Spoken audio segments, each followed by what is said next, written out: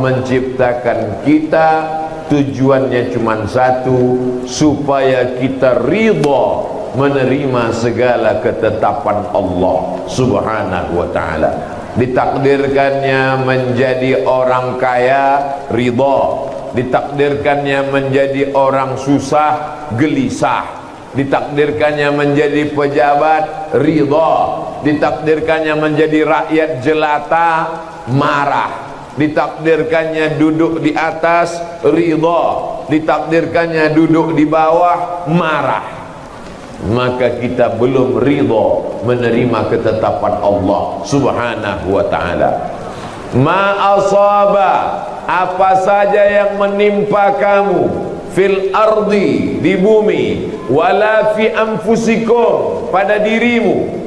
Ma asabakum, apa saja yang menimpa kamu di bumi, gempa, gunung meletus, tsunami, apapun yang terjadi di bumi.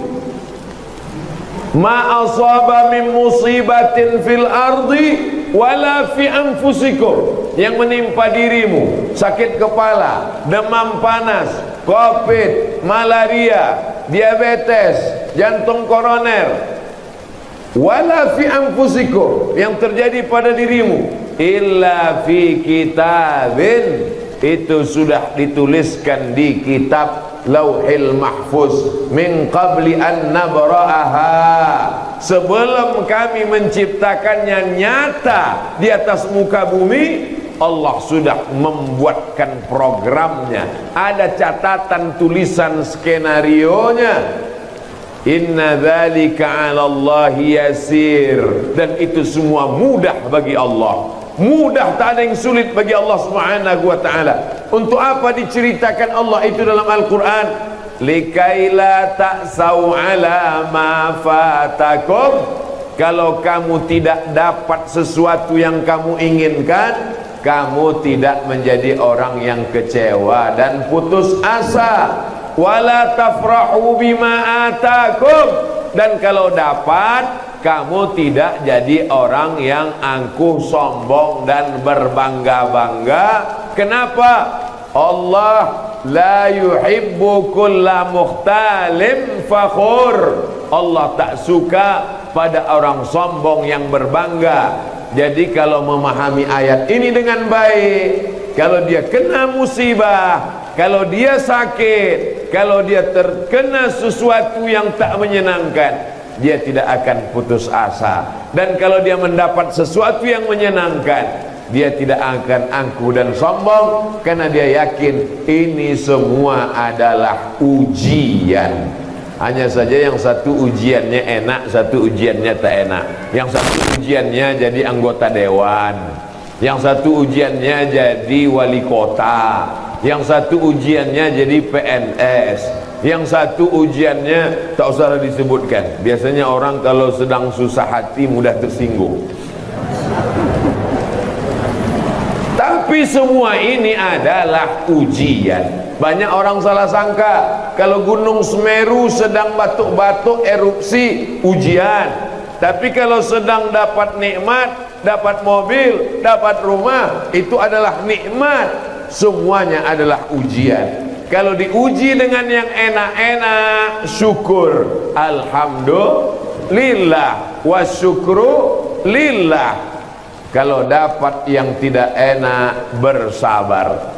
Ajaban li amril mu'min, orang beriman itu menakjubkan. Kenapa menakjubkan? In asabathu sarra, kalau datang yang senang, rezeki berlimpah, kekuasaan tinggi, orang senang, dipuji-puji, popularitas, kaya raya, syakar, dia bersyukur, kana khairal lahu, itu baik bagi dia. Orang bersyukur dibalas Allah, la in syakartum la azidannakum. In asabathu dharra, kalau dapat yang tak menyenangkan hati, gunung meletus, badan sakit, datang yang tak menyenangkan hati, sabar, dia bersabar, kana khairal lahu, itu pun baik bagi dia. Orang yang sabar balasannya lebih hebat daripada orang yang bersyukur. Kalau orang bersyukur sekedar ditambah Allah, tapi orang yang bersabar innama yuwaffas sabiruna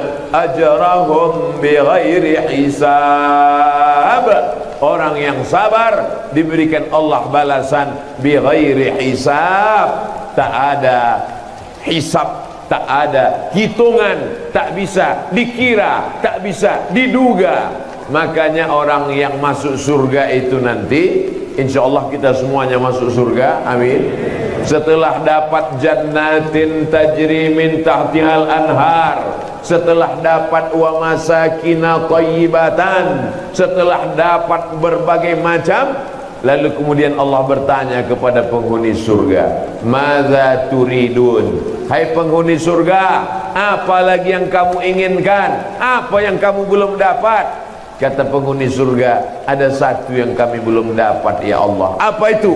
Ridhaka, ridhamu kami belum dapat. Rumah yang cantik dan indah di surga sudah dapat, mengalir air sungai, makanan semua yang diinginkan. Walakum fiha ma tashtahi anfusukum, kamu mendapatkan apa yang segala kamu inginkan. Walakum fiha ma tad'un, semua yang kamu nyatakan, kamu suka, kamu ingin, kamu cinta, kamu dapatkan. Tapi ada satu yang belum, satu yang kami belum dapat ya Allah, ridhamu.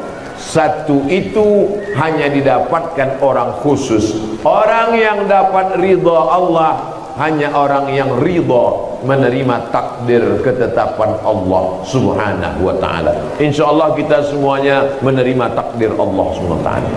Tapi menerima takdir itu setelah al-kasbu wal ikhtiar. Itulah beda ahlus sunnah wal jamaah dengan ahlul bid'ah wad dalalah. Namanya kelompok Jabriyah. Kelompok Jabriyah itu tak mau berusaha, dia hanya berpangku tangan saja. Kalau ada suami ibu nanti siang jam 9 tak kerja, waktu ditanya, abang tak kerja, kita ridho menerima ketetapan Allah. Itulah contoh ahlul bid'ah wad dalalah. Namanya Jabriyah. Dia hanya berserah kepada takdir.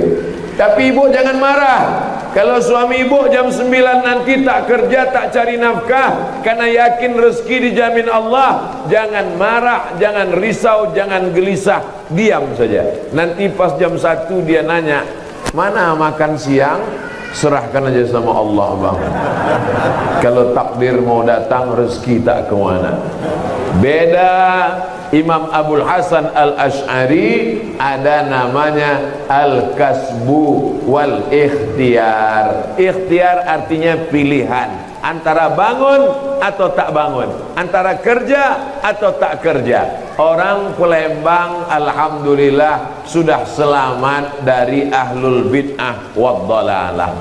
Mana buktinya? Kalau mereka tak berusaha berpangku tangan, ketua masjidnya berpangku tangan, wali kotanya berpangku tangan, DPRD-nya berpangku tangan, takkan pindah, takkan dapat relokasi Masjid Al-Istiqomah menjadi tempat yang nyaman.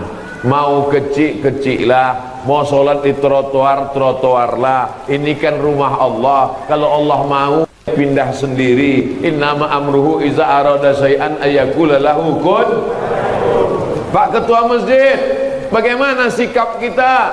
Masjid ini kecil, tak dapat menampung lagi. Di pinggir jalan sudah sholat di trotoar. Serahkan aja sama Allah.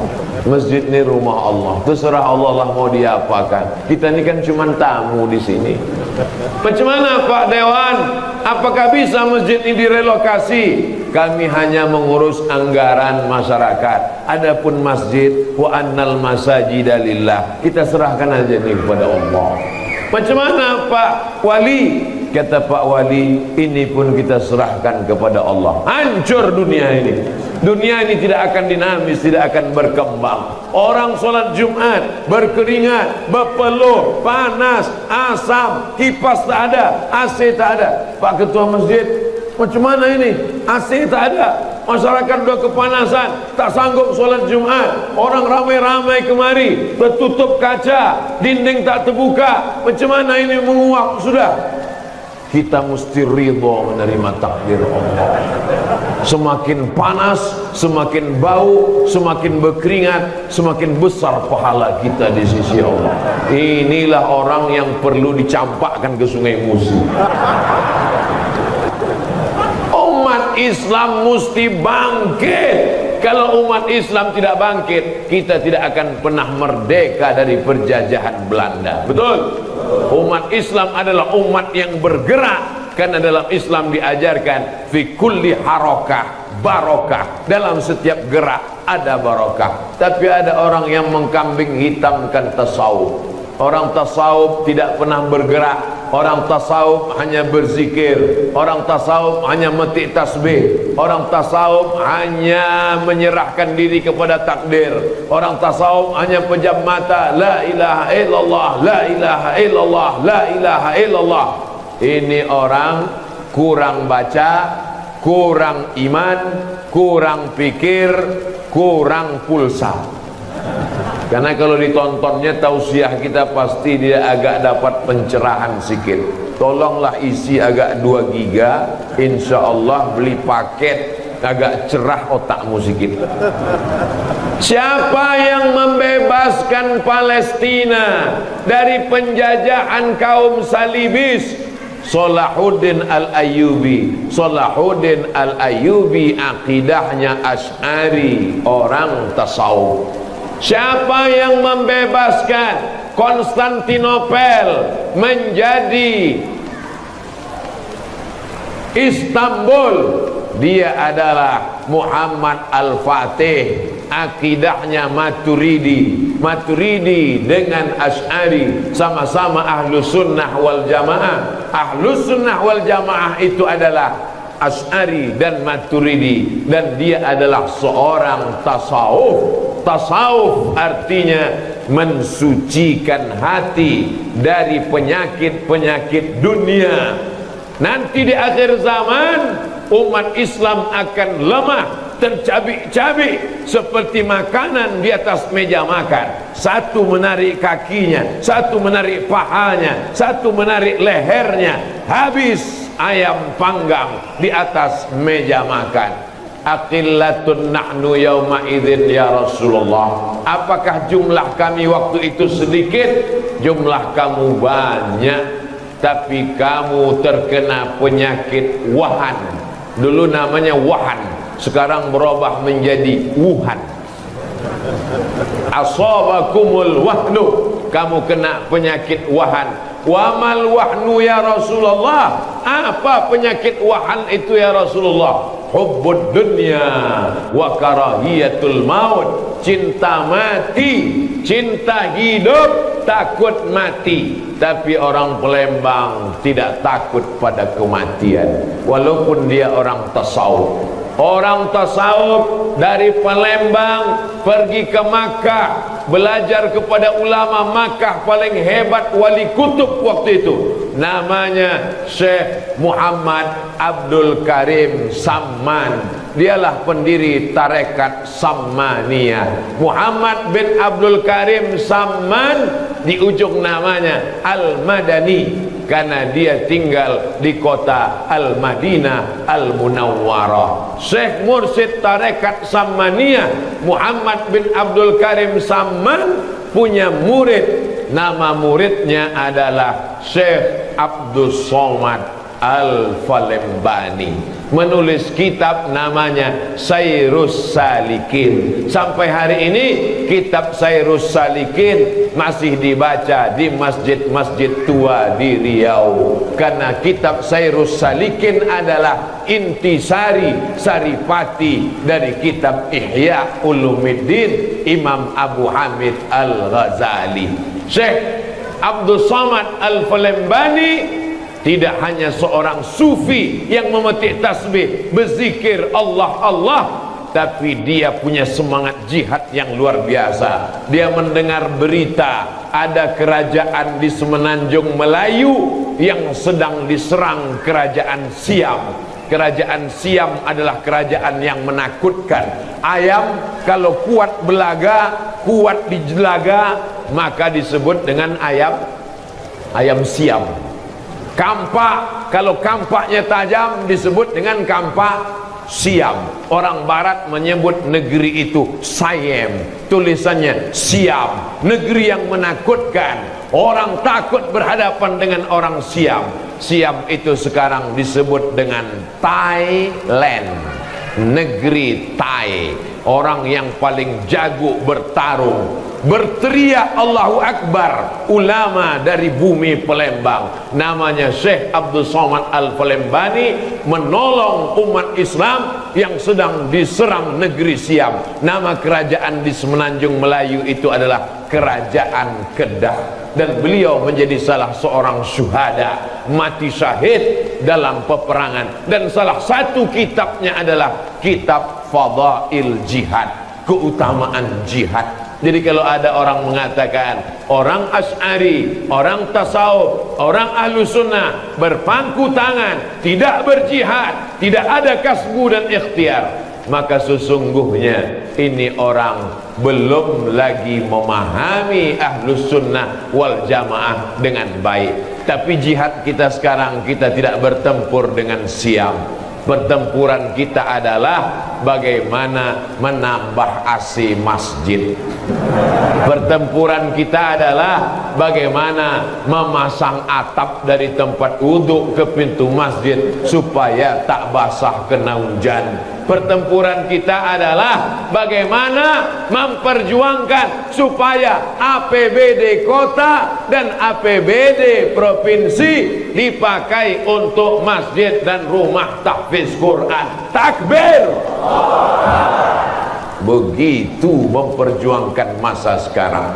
Jadi perjuangan di zaman Syekh Muhammad Abdul Somad Al-Falembani tak sama lagi dengan perjuangan sekarang, karena perjuangan kita sekarang adalah perjuangan konstitusional. Alhamdulillah, kita berbangga diri ada program 5.000 yatim, fakir, miskin dan duafa disantuni, dan program sholat subuh berjamaah. Ini pun insya Allah bernilai jihad di hadapan Allah Subhanahu wa ta'ala. Man salaka tariqan, siapa yang melewati suatu jalan, yaltamisu fihi ilman, di jalan itu dia mendapatkan ilmu, sahalallahu lahu bihi tariqan ilal jannah, dimudahkan Allah baginya jalan menuju surga.